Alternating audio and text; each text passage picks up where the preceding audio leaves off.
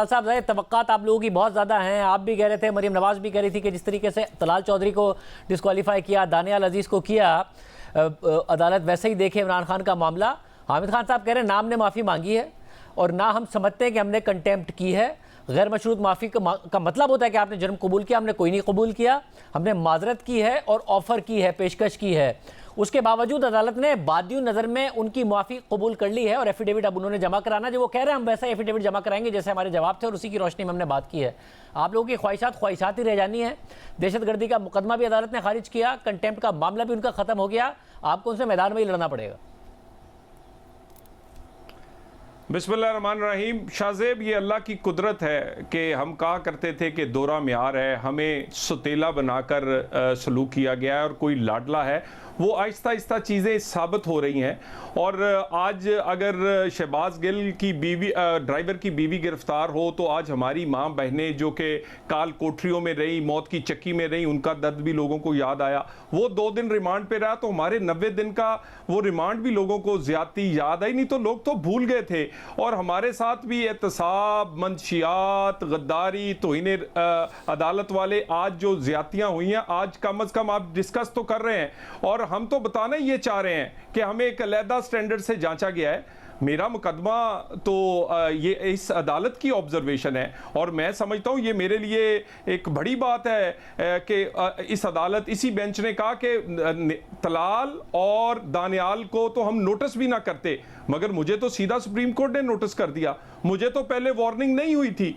जो एश्योरेंस आज इमरान खान ने इस्लामाबाद हाई कोर्ट में दी है, वही एश्योरेंस 2014 में, ये मेरे पास कागजात पड़े हैं, यही एश्योरेंस उन्होंने तौहीन अदालत में सुप्रीम कोर्ट को भी दी। मैं आइंदा नहीं करूंगा, मैं अदालत का एहतराम करता हूं। उन्होंने अगर सुप्रीम कोर्ट में दी एश्योरेंस पे अमल नहीं किया तो ये इस पे कैसे करेंगे। खान साहब का एक ही तरीका है, वो गिरेबान को पढ़ते हैं, जब बात नहीं बनती तो फिर पांव पड़ जाते हैं। और गिरेबान को वो अमेरिका का देख लें, पहले उन पे चढ़े, फिर उसके बाद माफी मांगने के लिए उन्होंने लॉबिंग की फर्म भी हायर कर ली। इसी तरह एस्टेब्लिशमेंट फौज पे चढ़े, कहा न्यूट्रल, गद्दार, यजीद, और उसके बाद क्या क्या अलकाबाद, और अचानक एक दिन कहा नहीं न्यूट्रल और जो जानवर है वो तो मेरे अब्बू हैं, वो तो उनको एक्सटेंशन दे दी जाए, नहीं तो वो तो बड़े, मैंने तो कुछ कहा ही नहीं। मगर और इसी तरह वो जो भी करते हैं के मामलात में भी वो जो भी करते हैं आप लोगों को आउटस्मार्ट करते हैं। आज वो कह रहे हैं कि हमारे अमेरिका से भी ताल्लुकात पहले के मुकाबले में बेहतर हो गए हैं, इस्टेब्लिशमेंट से भी ताल्लुकात पहले के मुकाबले में बेहतर हो गए हैं, तौसी की बात कर रहे हैं। साथ में आज आपने देखा कि अदालत से भी उनको रिलीफ मिल गया है। वो जो भी करते हैं सियासत में तो आप लोगों के आगे ही आके खड़े हुए ना, तो आप लोगों को क्या जो आपकी उम्मीदें होती हैं उस पर तो पानी फेर रहे हैं ना। देखिए, बिल्कुल भी हमने तो ये उम्मीद नहीं लगाई। हम तो कम से कम मगर ये जरूर चाहते हैं कि सारे एक स्टैंडर्ड से जांचे जाएं और अगर ज्यादतियां हमारे साथ हुई हैं तो उसका अजाला किया जाए। मुझे बताएं ये कौन सा निज़ाम इंसाफ है जो रोकता है कि भुट्टो फांसी चढ़ गया लेकिन सारे लोग कह रहे हैं कि वो गलत चढ़ा, आज के दिन तक कोई पेशेमानी नहीं, कोई इस फैसले को कालादम नहीं किया गया।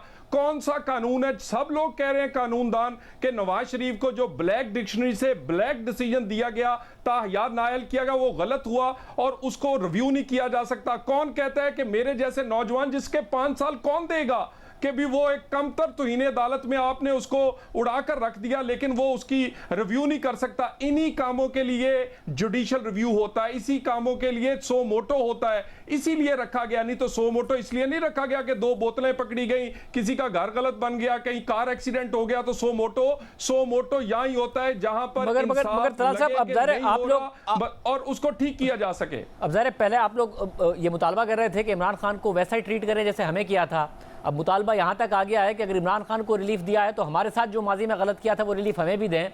आपको नज़र आ रहा है ना कि अब खान साहब ने आज कॉल दे दी है, इस्लामाबाद में पहले ही कंटेनर्स आप लोगों ने लगा दिए हैं, उनकी राह में कोई रुकावट नहीं है, तारीख वो दे नहीं रहे हैं, हफ्ते को प्रोटेस्ट करेंगे, तारीख कह रहे मैं बाद में ऐलान करूँगा। तो अब आप लोग इस्लामाबाद बंद रखेंगे, तो आप लोग इस वक्त खान साहब के पास इनिशिएटिव है और आप लोग इस वक्त खान साहब को देख रहे हैं कि वो क्या करेंगे। सियासत इस वक्त ये हो रही। देखिए, खान साहब जो भी कर लें, बार बार वो कहते हैं 25 किलोमीटर की हुकूमत, 25 किलोमीटर की हुकूमत ही अपॉइंटमेंट करेगी, 25 किलोमीटर की हुकूमत ही इलेक्शंस का फैसला करेगी, 25 किलोमीटर की हुकूमत ही पाकिस्तान की इस वक्त हकीकत है। खान साहब का लॉन्ग मार्च, मैं आपको बता दूं, कानून की अमलदारी होगा, बिल्कुल ये ज़हन में रखें, ये रीप्ले होगा जिस तरह का पहले लॉन्ग मार्च होगा। इनिशिएटिव उनके हाथ में नहीं है, हुकूमत के हाथ में है। इलेक्शन कब होने हैं, अपॉइंटमेंट कौन सी होनी है, और इस पाकिस्तान में आगे सियासत कैसे चलेगी। हमें तो आहिस्ता आहिस्ता जो जैसे जैसे दिन गुजर रहे हैं, अल्लाह की कुदरत है, हमारे साथ होने वाली नाइंसाफियां उभर कर आ रही हैं, और हर कोई कह रहा है कि नून लीग और नवाज शरीफ से ज्यादतियां हुई हैं। हमारे लिए ये क्रेडिट है। मगर तलात साहब, आप लोग ओवर कॉन्फिडेंट नहीं हो रहे हैं। तारीख में हमने ये देखा है कि जब लीडर तारीख ना दे रहा हो और धमकी दे रहा हो और तारीख का बाद में ऐलान करने का कह रहा हो, तो देखा है हमने तारीख में कि इसमें मतलब होता है कि वो इशारे का इंतजार कर रहा है। तो आप लोग कहीं ओवर कॉन्फिडेंट तो नहीं हो रहे हैं, सिचुएशन को सही तरीके से रीड कर रहे हैं?